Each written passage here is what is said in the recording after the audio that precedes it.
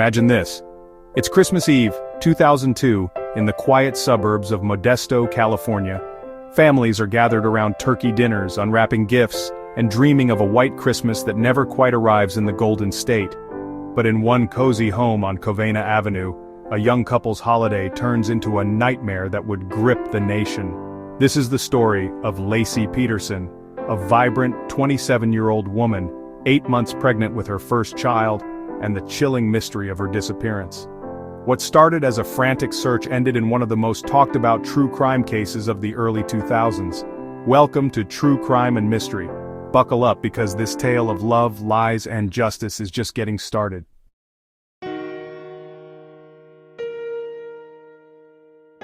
Let's rewind a bit. Laci Denise Rocha met Scott Peterson in 1994 at a bar in Modesto.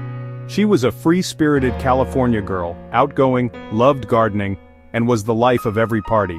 Scott, a charming fertilizer salesman with dreams of starting his own business, swept her off her feet.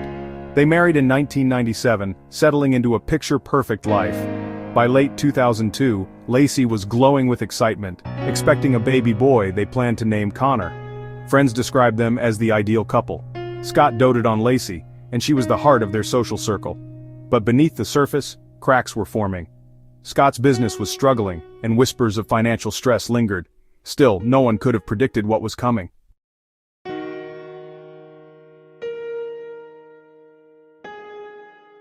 December 24, 2002, around 9:30 a.m. Scott kisses Laci goodbye and heads out for a solo fishing trip on the San Francisco Bay, about 90 miles away. It's an unseasonably warm day, but odd for Christmas Eve. Laci, feeling the baby kick, decides to take their golden retriever Mackenzie for a walk around the neighborhood. She chats with a neighbor about holiday baking and mentions joining her family later for dinner. That's the last anyone sees of her alive. By 5:30 p.m., Scott returns home to an empty house. Mackenzie is in the backyard, leashed to a tree, unusual as if he'd been taken out in a hurry. Laci's cell phone, purse, and keys are all there, but she's vanished without a trace. Scott calls Laci's mom, Sharon Rocha, in a panic. "Mom, Laci's gone," he says. Within hours, the Modesto Police Department is on the scene. Volunteers flood the streets, friends, family, even strangers, plastering flyers and combing parks. The media catches wind, turning it into a holiday heartbreak story. "Pregnant mom missing on Christmas," the headlines scream. America tunes in, hearts heavy.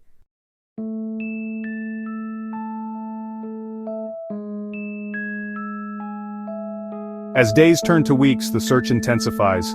Divers scour the Delta waterways, cadaver dogs alert to scents in the Petersons' backyard. But leads are scarce. Scott plays the devoted husband organizing vigils, giving tearful interviews. He even sells Laci's car to fund rewards. Yet red flags emerge. Why the sudden fishing trip? Why no frantic calls to Laci during the day? Detectives Alan Brocchini and John Bueller dig deeper, and on December 30th, just 6 days in, a bombshell drops. Enter Amber Frey, a massage therapist from Fresno.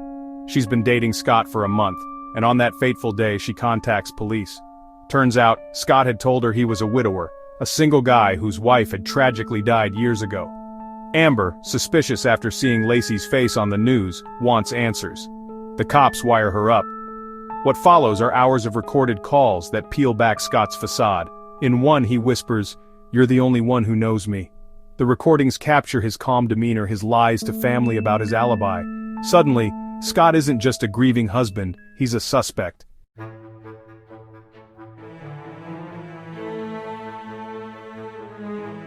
The investigation ramps up. Police search the Peterson home, finding a spool of wire that matches van security vanes from a nearby burglary, but more crucially, they uncover bags of concrete mix in the garage. Receipts show Scott bought the exact amount for 4 anchors just 2 weeks before. In his warehouse, they find his Boston whaler boat, and inside, a makeshift concrete anchor, still wet when tested. Experts later theorize it was used to weigh something down in the bay.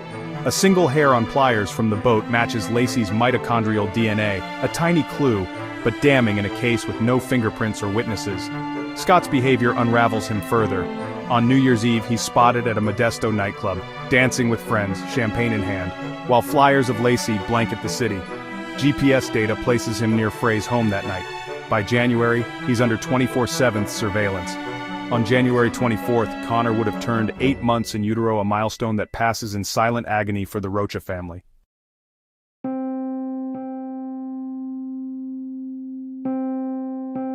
Then, spring brings heartbreak. On April 13, 2003, a local woman walking her dog stumbles on a small, decomposed body on the rocky shore of Point Isabel, near Richmond, just 2 miles from where Scott said he was fishing. The next day, another discovery, a larger torso nearby, wrapped in Laci's clothes. Autopsies confirm it's her and baby Connor. The location? Precisely where bay currents could carry a weighted body from the marina Scott used. No signs of struggle, but the anchors? Missing one, the fourth never found. Scott's reaction? Stone cold. He's arrested hours later at Torrey Pines Golf Course, south of San Diego, with his brother's passport, $10,000 cash, his mistress's car, and 4 cell phones. Heading for Mexico? It sure looked like flight.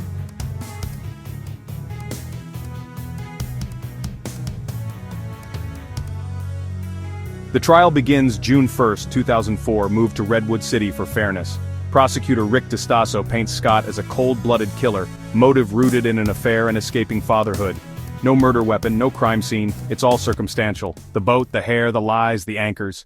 Amber Frey testifies, her voice steady as she recounts Scott's deceptions.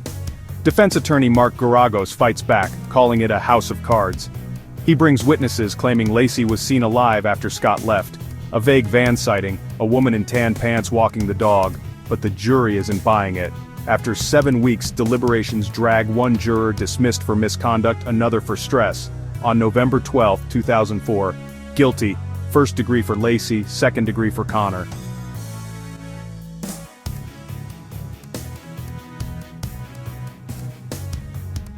Sentencing comes March 16, 2005, death by lethal injection. Scott shows no remorse, smirking as the verdict reads, "I'm innocent," he tells reporters. Appeals drag on for years. In 2020, the California Supreme Court overturns the death penalty over a juror issue. By December 2021, he's resentenced to life without parole at Mule Creek State Prison. Even now, in 2025, the Los Angeles Innocence Project pushes for new DNA tests on evidence like duct tape from Laci's pants. Claims of withheld info, possible other suspects. But in June 2025, appeals courts deny a habeas petition. Justice, it seems, stands firm. Narrator. Laci's story didn't just break hearts, it sparked change. Her case helped pass the Unborn Victims of Violence Act in 2004, recognizing fetal homicide nationwide. Sharon Rocha, Laci's mom, turned grief into advocacy, writing books and speaking out. "We miss her every day," she says, but in the quiet bays of California, whispers of what really happened linger. Was it a perfect storm of lies, or something more sinister? One thing's clear. In the shadow of the holidays, trust can vanish like mist on the water.